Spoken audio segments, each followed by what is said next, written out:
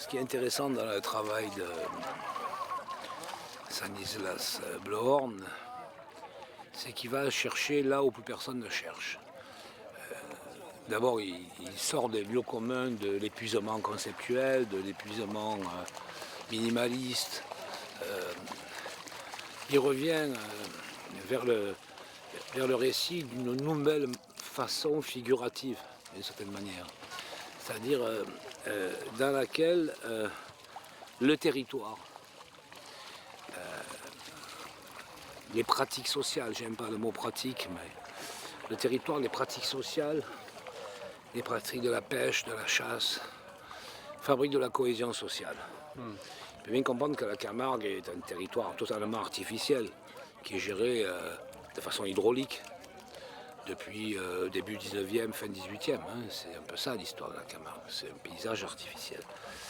Et dans ces conditions d'artificialité, il arrive, cet artiste, à montrer comment ces territoires, ces territoires fabriquent non seulement du lien social, fabriquent une mémoire, mais portent aussi une identité très forte. C'est le grand paradoxe de ce territoire récent qu'est la Camargue, de fabriquer une identité et une figure véritable.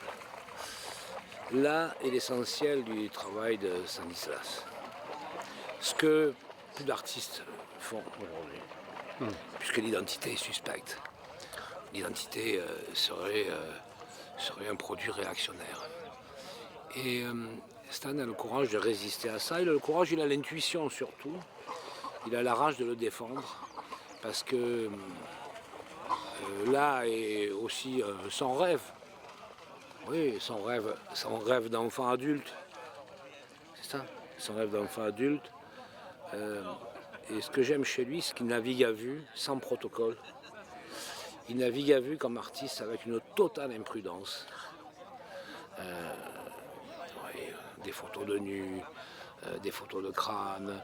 Et puis petit à petit, le travail se structure au travers de la dérision, avec un soupçon de cynisme, avec des crânes brandis sur des perches, comme si c'était, sous la Révolution française, ces monarques, ces capitaines d'armes que la Révolution a foutu en l'air, notamment à Marseille, dans la Fort Saint-Jean, quand les Marseillais en furie portent la tête du capitaine des Jacobins qui avait été mis en tôle par les Marseillais en furie sous la Révolution, elle les porte au bout de leur perche. Et il y a cette idée de révolte contre l'autorité jacobine. J'ai pensé à ça immédiatement. Le crâne d'un taureau sur une perche, c'est la tête du capitaine d'armes qui était embastillé au Fort Saint-Jean par les Marseillais en furie, qui était contre-révolutionnaire. Il faut bien comprendre que à Marseille, ce n'est pas une posture révolutionnaire contre la monarchie, c'est une posture contre les Jacobins. De cette manière, lorsqu'il brandit les têtes de taureau sur des perches, il brandit ça comme une figure d'effroi devant la terreur jacobine.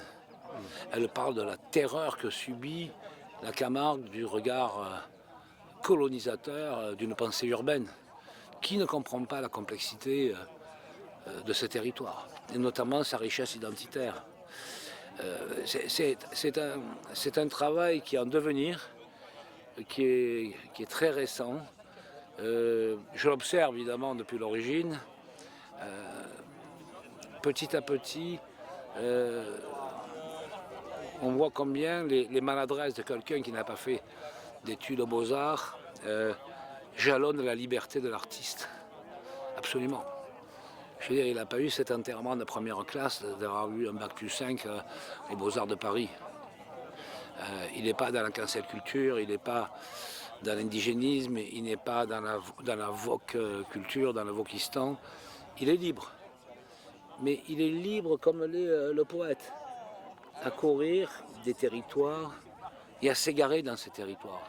Sur la question de la photo, on voit bien comment parfois il perd les pédales sur le principe de la photographie. Est-ce que c'est le corps dans la nature? Est-ce que c'est la nature sur la nature? Est-ce que c'est la transformation dans la nature? Bon, ce sont des mots tout ça.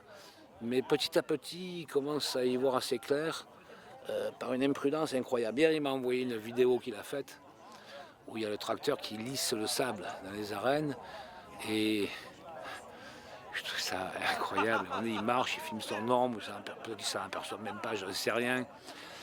Il y a du cocasse, mais un cocasse extrêmement tendre, un cocasse très respectueux. Ce cocasse que la culture urbaine exclut. Cette imprudence totale. Lorsqu'il fait un disque noir au centre des arènes, il me l'envoie, et il y a un vide au milieu du disque noir, et on pense à un disque. Un disque, un 33 tours, enfin un 33 000 tours même peut-être. Et il avait mis un crâne de taureau au milieu. Je lui ai dit, mais c'est extraordinaire. Il me dit, j'ai pas fini, je ne touche plus rien, c'est très très beau. Il a une imprudence intuitive qui l'amène certainement vers quelque chose de bon. Mais bon au sens christique du terme. C'est rappeler que l'art ne doit plus continuer à fuir à participer à l'exil de la beauté, mais à résister à l'exil de la beauté. En ce sens, son travail est bon, je le répète au sens christique, parce qu'il essaie de rattraper la beauté en plein vol. Comme le faisaient les peintres au XIXe siècle, au XVIIIe, ou même les pictorialistes au début du XXe siècle. Peindre les paysages, c'était une manière d'investir pour rencontrer un surréel. On le voit avec Cézanne à l'Estaque qui peint Marseille vert, les collines, mais il les peint différemment. On le voit aussi avec André Derain qui rencontre le paysage, se prend une castagne solaire sur la tête, il fait 40 degrés, il a une veste en velours, il a un gilet en velours, il a une chemise en coton, il a un tricot de peau en lin, il fait 40 degrés, il est à Cassis, il n'y a pas d'eau à Cassis, donc il boit l'eau de pluie, comme tous les villageois, et pour la purifier, il met de l'absinthe dedans. Et son regard, le regard qu'il porte sur le Cap Canaille en face, est un regard totalement surréel. Toutes les couleurs sont excessives, c'est celle de l'alcool, mais de la déformation, c'est-à-dire qu'encore une fois, chez André Derain, comme chez Cézanne, le paysage n'est qu'un prétexte à dire, au travers de la peinture, une rage, une émotion, une contrition, une difficulté existentielle, même jusqu'à la peur de voir la vérité. Et ça, je le rapproche avec beaucoup de maladresse moi-même et d'audace du travail de Stan, cet artiste, dans cette imprudence.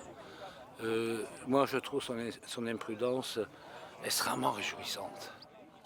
Il verra bien, je ne sais pas où ça va le mener, mais pour le moment, il a entamé un bon voyage. Et je le redis, dans cette quête de l'identité, il est extrêmement courageux. Ça, c'est révolutionnaire, la quête de l'identité. Parce qu'elle se fait sur la matrice du bon et du bien pour tous.